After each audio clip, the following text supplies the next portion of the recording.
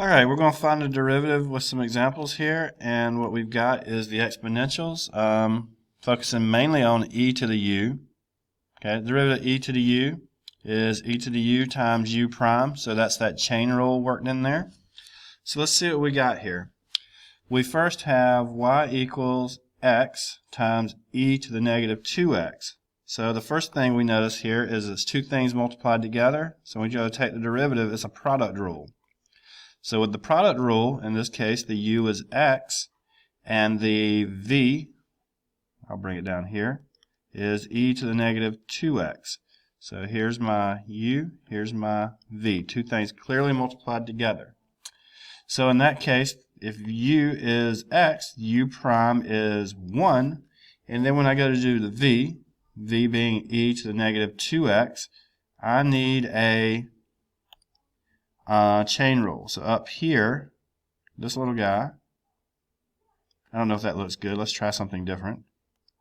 Well, maybe it didn't look too bad. Let's just highlight it. Let's use a different color here. Well, yellow will be fine.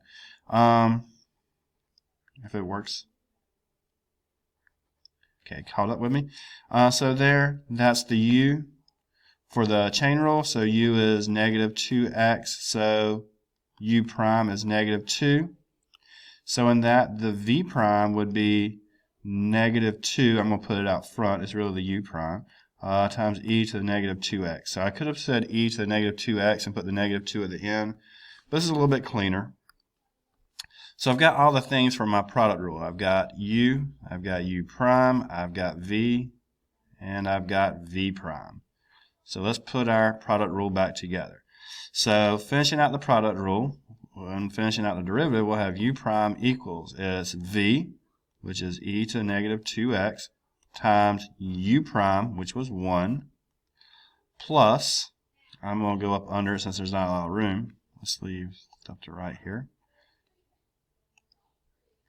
So when I go up under it, make sure you're paying attention and not just using part of it, but plus, what do we have? We had v times u prime, u times v prime.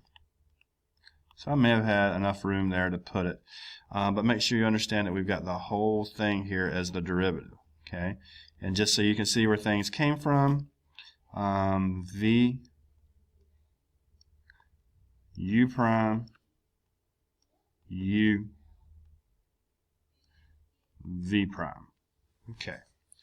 So the second example here, we have y equals the fraction e to the 3x over x squared. I can use a variety of things here, but let's use the quotient rule.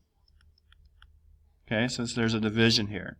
So in that case, the u can be e to the 3x, and when I go to take the derivative of that, that's another chain rule for the exponential. Let's see if it's going to catch up my marker. So if that's the u, I'll have a u for the u.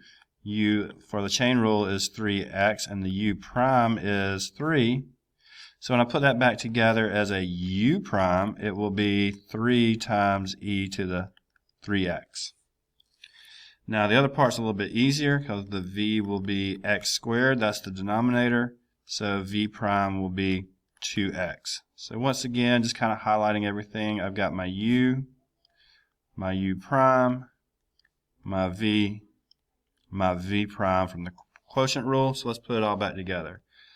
So y prime equals, big old fraction probably, v of x squared times u prime, 3 e to the 3x minus u, which is e to the 3x times v, which is 2x.